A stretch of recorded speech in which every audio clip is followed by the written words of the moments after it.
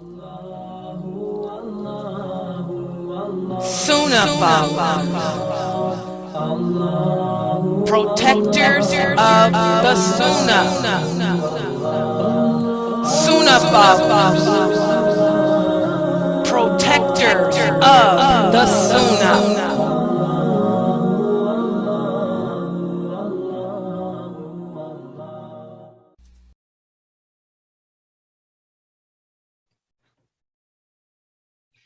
Alhamdulillah, wa salat, wa salam Allah, wa rasulullah. Welcome to another session of Sunnahfollowers Hadith class. And this is a Hadith class where we are discussing the Hadiths taken from the book entitled Live Longer with Less Time by Sheikh Muhammad Saeed Atli. And for those of you who have not yet purchased your book, please go to his website at atlionline.com and purchase this book, Live Longer with Less Time. And today we are on Hadith number 30. Hadith number 30, and let's put this Hadith up on the screen for review.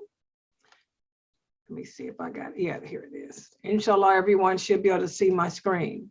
And this Hadith states that when a person dies, his or her good deeds come to an end, except three.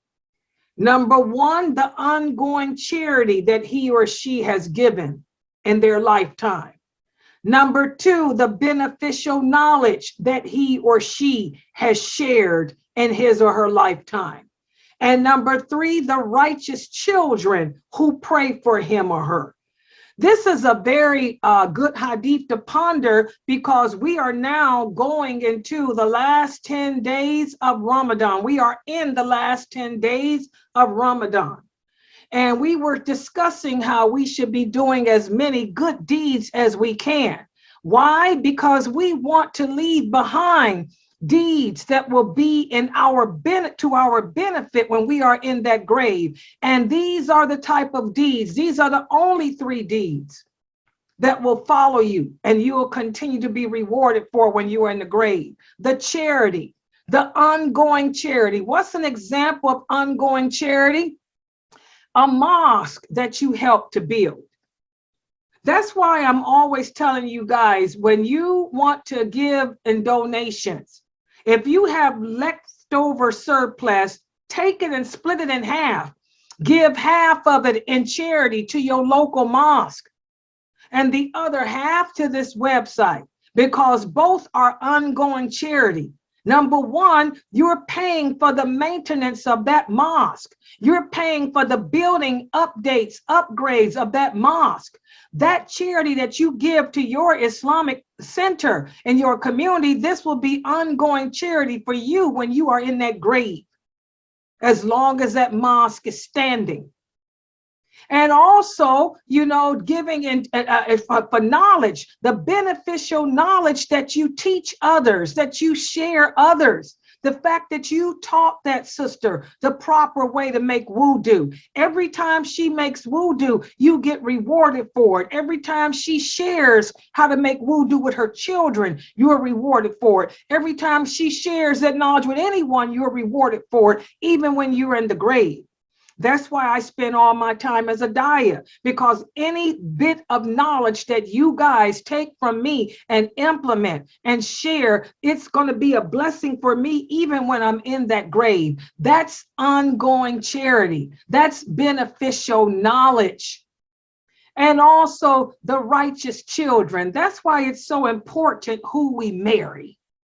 That's why I'm doing that whole series on how to find a husband or wife in accordance to the Quran and Sunnah.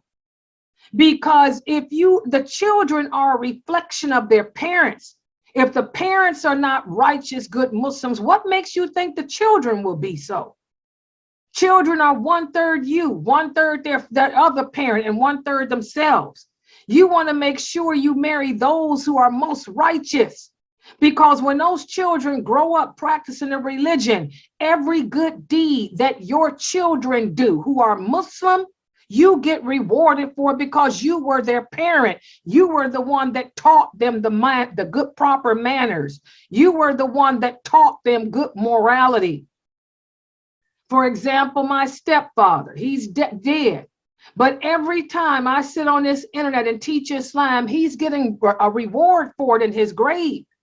Every time my brother Isa teaches Islam, he's getting reward for it in his grave because he taught us, he raised us. Every time my other brothers give in charity, he gets that reward. Every time my sister gives in charity, he gets that reward, because he taught us.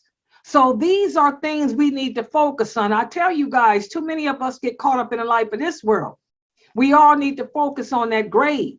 The only 3 things that will accompany you to the grave is the beneficial knowledge of Islam that you shared with others, the ongoing charity that you gave when you was in this world, and the righteous offspring who will pray for you and make dua for you. And Allah only accepts the dua, of those that are Muslim. So that's why we have to focus more on trying to raise our children to be proper, good Muslims, not kafirs. So how does this hadith impact you? Let's open up for discussion. Go ahead. Well, it's self-explanatory. Okay, let's look at the hadith again. We want to focus in, guys, on giving ongoing charity. This is helping to build a mosque or build a well or a tree, even a tree that a person plants and you die. After your death, any bird, any insect, any human being that benefits from that tree, it'll be a charity for you, a good deed for you. That's why we build, we plant grass and trees and stuff like that. Okay. And the beneficial knowledge is that which we share with others and try to raise righteous, good children. I'd like to thank everybody for joining and participating in this session of our Hadith class. And again, let's make the most of these last 10 days of Ramadan by doing as many good deeds as we can. Subhanakallahumma wa bihamdika ashhadu an la ilaha illa anta astaghfiruka wa atubu